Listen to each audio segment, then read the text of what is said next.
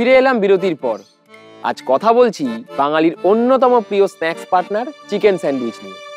তাই এই chicken sandwich নিয়ে নানান গল্প আড্ডা এসব তো চলতেই থাকবে, কিন্তু এখন একবার সঙ্গীতাদির কাছ থেকে ঘুরে আসি, দেখি কিভাবে তৈরি হচ্ছে সেই সুস্বাদু চিকেন স্যান্ডউইচ। এবারে আমি এই সেদ্ধ করা চিকেনটা দিয়ে একটু পুরটা বানিয়ে নেব। পুর বানিয়ে নিলে এর স্বাদটা আরো বেশি সুন্দর লাগবে খেতে। তার জন্য আমি ফ্রাইং প্যানের মধ্যে 2 চামচ তেল দিয়ে দেব।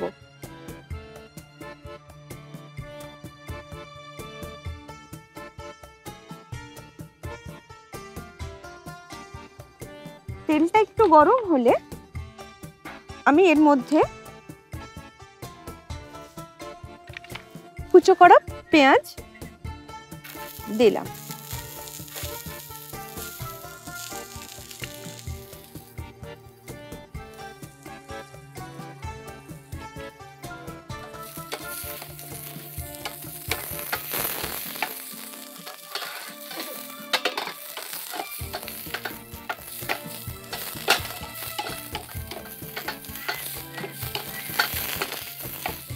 পেঁয়াজটা অল্প লাল করে, হালকা লাল করে ভাজতে হবে।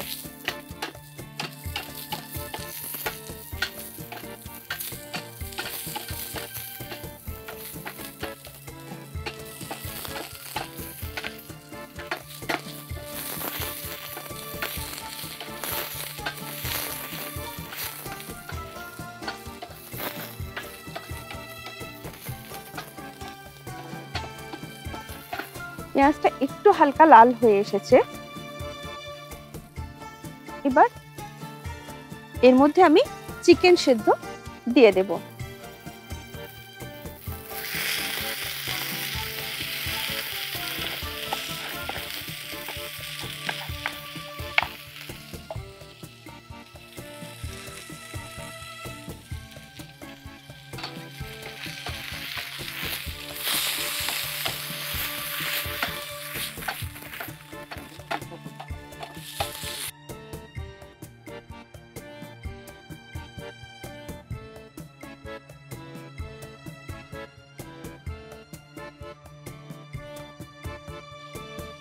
এবারে এই পুরটার মধ্যে আমি স্বাদ মতো নুন দিলাম,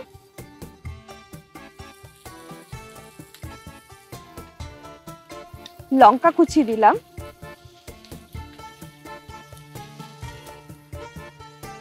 যে যেরকম ঝাল খান সেই মতো লঙ্কা দিতে হবে,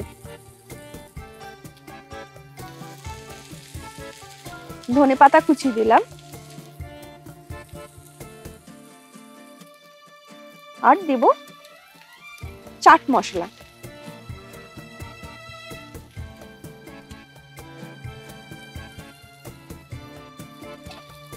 এগুলো দিয়ে মিশ্রণটিকে আমি একটু নাড়াচাড়া করে নেব। নাড়তে থাকবো।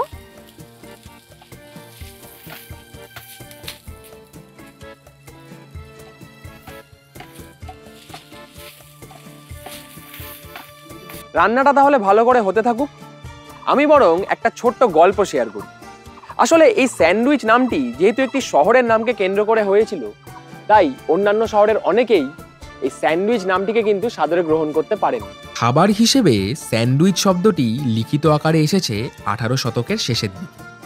ওই সময় এডওয়ার্ড গিবন নামের এক ইংরেজ সংসদ সদস্য তার জার্নালে শব্দটি প্রথম ব্যবহার করেন।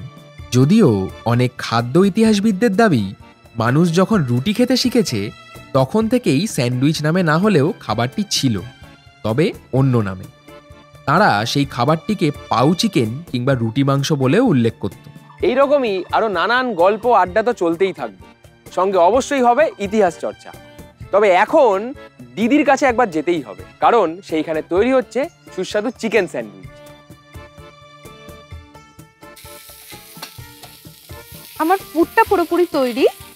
এবার আমি গ্যাসটা অফ করলাম। এবারে এই পুরটার মধ্যে আমি মেশাবো মায়োনিজ।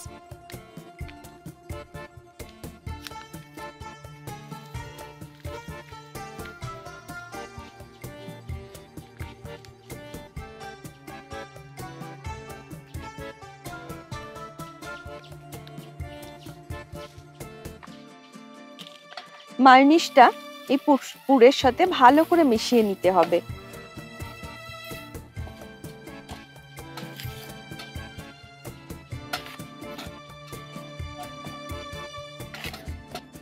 একটা সময় ছিল যখন বাঙালির রান্নাঘরে মাইক্রোওভেন, গ্রিলার, গ্যাস ওভেন এবং নানা রকম যে গ্যাজেট কিছুই ছিল না।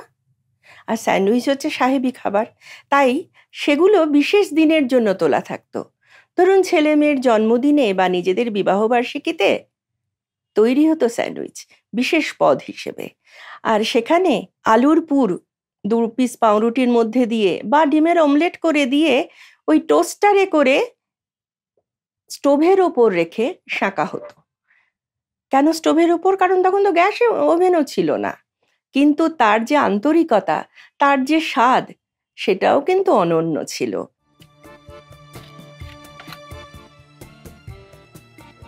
মায়োনিজটা একটু কম লাগছে, আমি আর একটুখানি মায়োনিজ এর মধ্যে মিশিয়ে নেবো যাতে স্বাদটা আরো ভালো হয়, টেস্টটা ভালো হয়।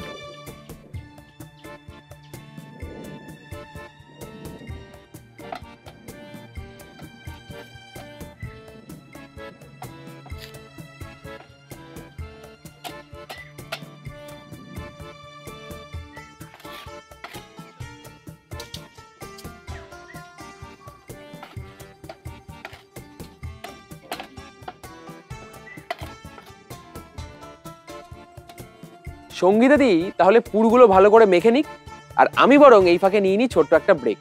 ফিরছি এক্ষুনি। 1. সাবস্ক্রাইব করুন, বেল বাটনে ক্লিক করুন।